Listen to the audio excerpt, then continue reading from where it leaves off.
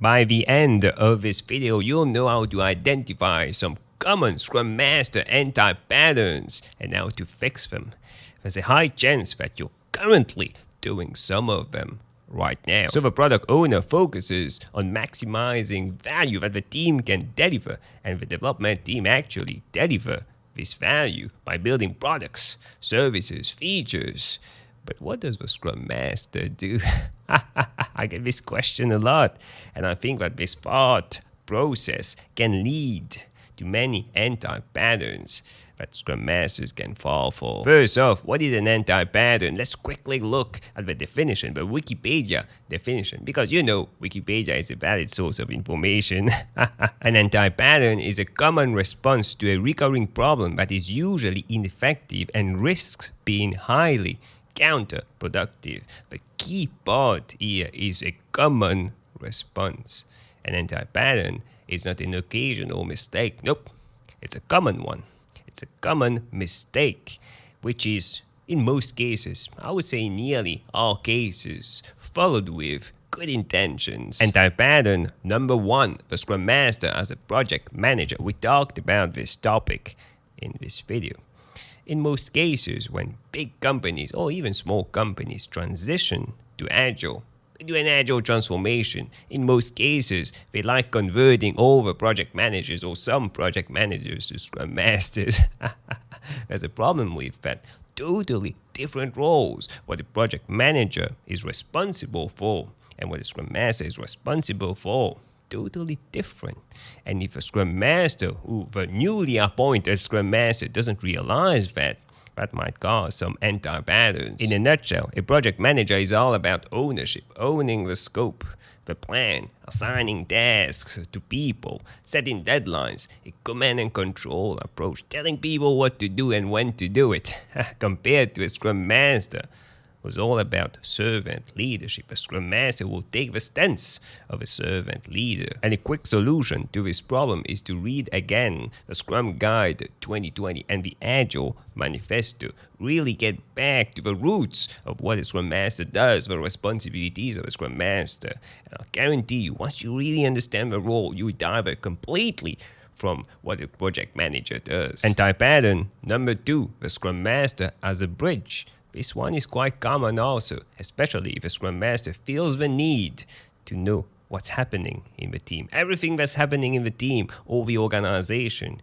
Can't lose this control, needs to have a control on the decision-making process. Here, the Scrum Master acts as a bridge between the developers and other parties involved, like the product owner, stakeholders, sponsors, and even sometimes customers. The Scrum Master sort of becomes the messenger relaying information to and from the team. Any clarifications that developers have, they need to go through the Scrum Master to talk to the product owner or other stakeholders. And the same thing happens if the product owner or the stakeholders want to talk to the development team. They can't do it. They need to go through the Scrum Master first. One of the reasons why this issue might be happening is because the Scrum Master read somewhere that they should be shielding the team. That's true, but it's nowhere mentioned that you need to be a bridge, that all communication need to go through the Scrum Master. Totally false. If this happens, if a Scrum Master is a bridge, obviously communication within the team will be impacted. And when communication is impacted, when decisions are delayed, when you need to go through someone who is a bottleneck, what happens if a Scrum Master is sick one day, you don't communicate with each other? Obviously, there will be delays in delivery. And people don't feel empowered in the team. Some people might feel that they are reporting to a Scrum Master. Anti-pattern number three, the technical Scrum Master. I see these job offers very often, someone looking for a technical Scrum Master, or a Scrum Master that will also act as a tech lead, or a Scrum Master who will be a technical product owner. Makes me cringe. Huge red flag. In this scenario, the Scrum Master will act as a technical expert for the team, usually because this person has a technical background. So basically, how it usually plays is the Scrum Master, the technical Scrum Master, will make all the decisions of the team. Technical decisions, architecture, how to develop, even estimations. So when you should be having a team working together and making decisions together as a team, owning the solution, what they will develop. No, That's not good. You should have a single person, the technical Scrum Master, making all of his decisions. Why empower the team? No, let's not empower the team. Let some single person, a technical Scrum Master, do that. That's not good. It goes against all the principles of Scrum and values of Scrum and Agile.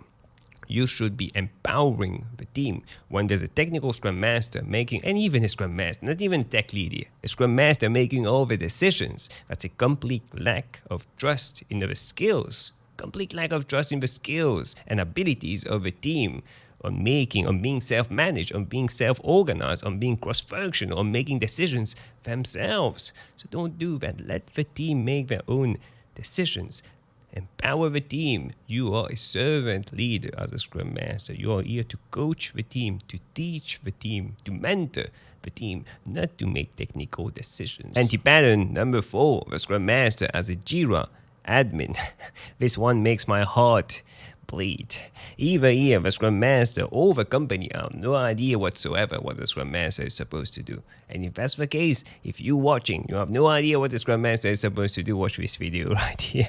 So in this scenario, basically, JIRA is the application maintaining or where you put all the user stories, there's the Kanban board, you do all the release planning and all that. So basically, the Scrum Master will be here, entering all the estimations, creating all the user stories, moving stuff across the board. The Scrum Master is the JIRA admin. That's usually the only thing he does. Obviously, that's a terrible situation to be in.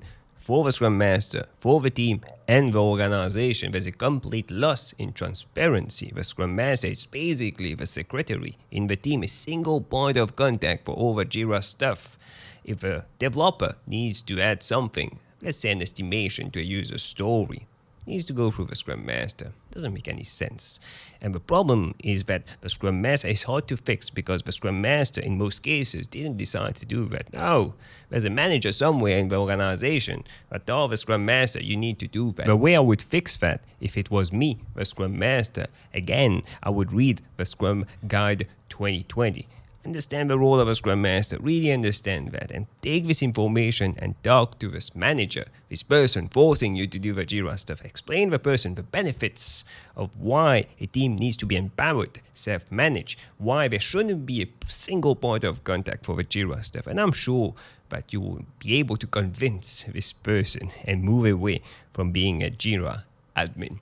Which brings me to my next point. If you want more tips, insights on Agile, Scrum, personal growth, click on the video that stands out the most on the screen right now, and I'll see you in a few seconds.